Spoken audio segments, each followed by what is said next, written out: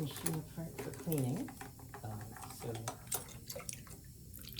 you can see there's quite a bit here. I've used a very small output dry clamp here, which is going to be fine for most things, but you could use a bigger one and then restrict closer to the end where your nozzle is. So there's some particulate in here that got stuck from when we let the machine sit too long, but that's the kind of stuff that we've been filling through, and had no problem with that. So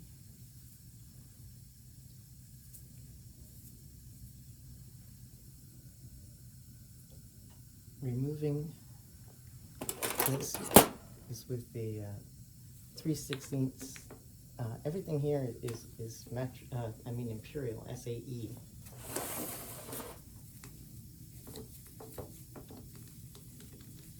So you want to take this side off completely.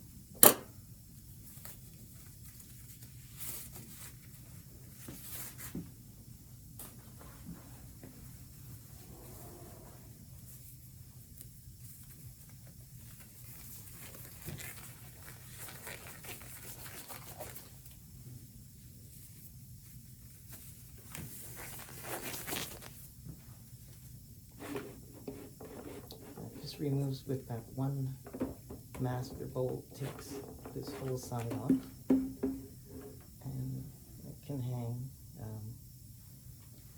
Take out the marking pin, and under the marking pin is the release screw for the piston. This 3/16 will get me in on an angle. Turn this go on.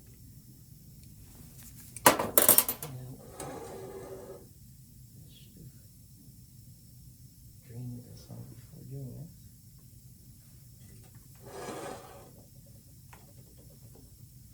This should be clamped, of course. This is just for demonstration. And let's get rid of this.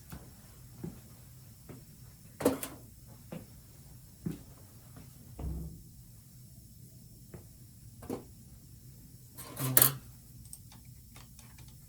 remove.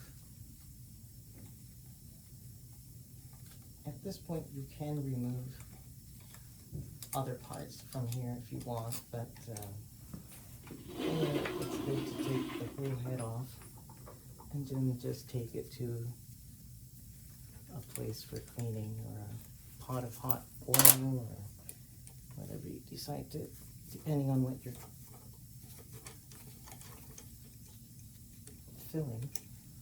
You will also be able to fill very thick creams and that with this machine. That's what it's meant for thick product and with particulate like salsa and that. So here it is. That's it for cleaning. Just take this part over and then dismantle it.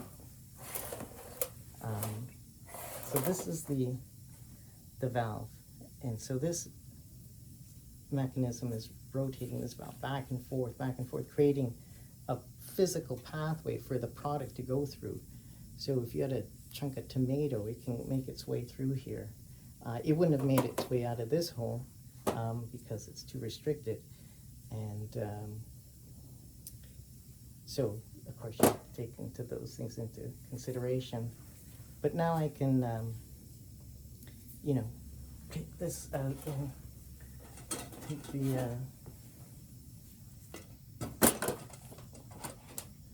remaining hot oil out of it.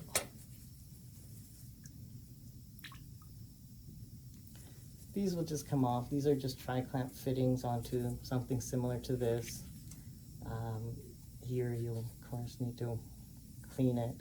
This piston comes off with just these two screws, and then this whole piston will come off.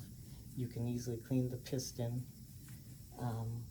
Just the way this has so much heat, it's melting all the wax out of it itself. So it could be used right away again, just to get some wiping in that.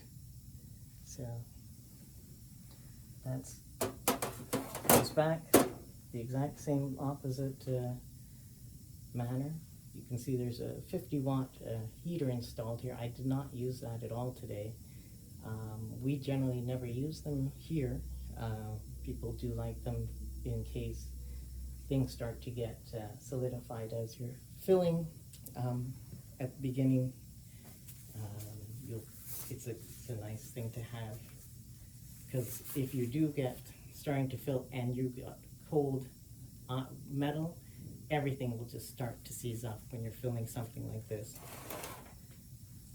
So you can see these did go into divots, but this was poured at 80 degrees Celsius, which is outrageous, and so you can expect divots at that temperature with a congealing point of 60 degrees.